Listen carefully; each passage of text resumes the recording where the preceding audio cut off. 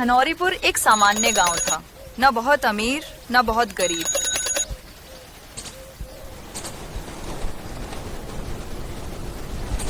परंतु इस साल की ठंड ने सब कुछ बदल दिया।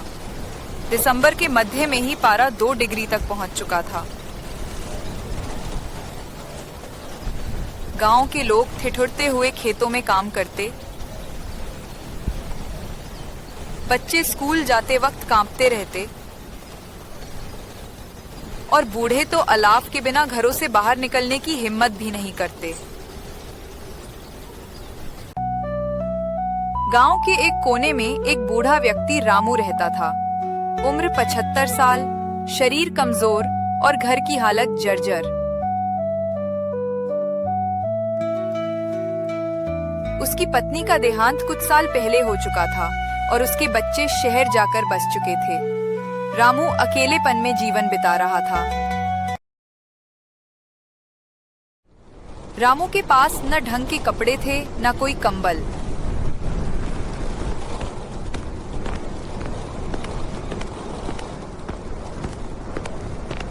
जब रातें और ठंडी होने लगी तो रामू ने खेतों से सूखी लकड़ियां बटोरकर अलाव जलाने की कोशिश की, परंतु रोज ऐसा करना उसके लिए मुश्किल होता जा रहा था। गांव के प्रधान विजय सिंह ने पंचायत बुलाई। भाइयों और बहनों, इस साल की ठंड बहुत भयानक है। हमें कुछ न कुछ करना ही होगा।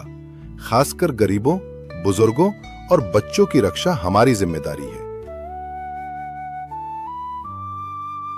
प्रधान जी, सरकार से कोई मदद मिल रही है क्या?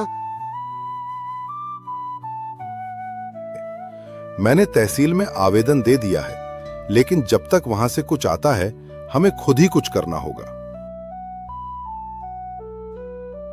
रामू चाचा की हालत बहुत खराब है। कल रात उनकी झोपड़ी से धुआं नहीं निकला। शायद लकड़ी ही नहीं थी उनके पास।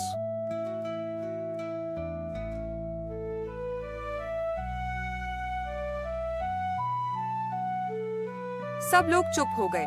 तभी गांव के स्कूल में पढ़ाने वाला युवक मनीष खड़ा हुआ। हम सभी के पास एक एक पुराना कंबल, एक एक पुरानी जैकेट जरूर होगी। क्यों ना हम सब मिलकर दान करें और जिनके पास ज्यादा हो वो गरीबों के लिए भोजन भी दे। लोगों को विचार अच्छा लगा, लेकिन असली परीक्षा तो तब शुरू हुई। अगले दिन मनीष गांव-गांव घूमने लगा। वह हर घर में जाकर कहता, भाई साहब, आपके पास जो भी अतिरिक्त कंबल, स्वेटर या गर्म कपड़े हैं वो हमें दे दीजिए। हम उन्हें रामू चाचा और दूसरे जरूरतमंद लोगों को बांटेंगे। कुछ लोगों ने दिल खोलकर सहयोग किया तो कुछ ने बहाने बना दिए। भैया, अभी तो हमारे बच्चे भी कांपते हैं। हमारे पास तो खुद ही मुश्किल से। भाई साहब, आपके पास जो भी अतिरिक्त कंबल, स्वेटर या गर्म कपड़े हैं वो हमें दे दीजिए। हम उन्हें रामू चाचा और दूसरे जरूरतमंद लोगों को बांटेंगे। लेकिन फिर भी मनीष ने लगभग 30 परिवारों से कुछ न कुछ इकट्ठा कर लिया।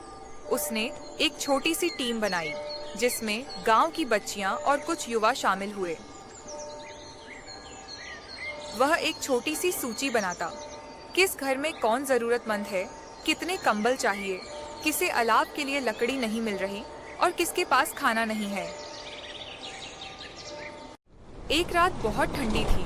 पारा -1 डिग्री तक गिर गया। रामू की हालत बहुत खराब हो गई। वह लकड़ी नहीं जुटा पाया था और कंबल भी बहुत हल्का था। कंपी के बीच वह बिस्तर पर लेटे लेटे बड़बड़ा रहा था। हे भगवान, अब तो लगता है जीवन की अंतिम घड़ी आ गई। तभी दरवाजे पर दस्तक हुई। सामने मनीष और 2 अन्य लड़के खड़े थे। रामू चाचा, हम आपके लिए गर्म कंबल और थोड़ा खाना लाए हैं। रामू की आंखों में आंसू आ गए। बेटा, आज तुम नहीं आते तो शायद सुबह मैं न होता। मनीष ने रामू के कंधे पर हाथ रखा और कहा, चाचा, जब तक हम हैं आपको कोई तकलीफ नहीं होगी। इस घटना के बाद मनीष और उसकी टीम ने पूरे गांव में सर्दी राहत अभियान चलाया। उन्होंने हर जरूरतमंद को कंबल बांटे। गांव में 4 जगहों पर सामूहिक अलाव की व्यवस्था करवाई। स्कूल में रात के समय बुजुर्गों और बेसहारा लोगों के लिए एक छोटा राहत शिविर शुरू किया। गांव के लोगों को आपस में जोड़ा और उनमें सहयोग की भावना पैदा की। धीरे धीरे यह मुहिम एक आंदोलन बन गई। मनीष का नाम हर जगह लिया जाने लगा। जिला प्रशासन को धनौरीपुर की इस मुहिम के बारे में पता चला तो एसडीएम खुद गांव आए। उन्होंने राहत केंद्र का निरीक्षण किया और मनीष की टीम की प्रशंसा की। आपने तो हमें सिखा दिया कि सरकारी सहायता से पहले अगर समाज एकजुट हो जाए तो कोई भी आपदा बड़ी नहीं होती। सरकार ने गांव को विशेष सहायता भेजी और मनीष को जन सेवा रत्न सम्मान से नवाजा गया। सर्दियां खत्म हो चुकी थीं। गांव में सब कुछ सामान्य हो गया था। एक दिन स्कूल में मनीष बच्चों को पढ़ा रहा था। तभी रामू चाचा वहां आए।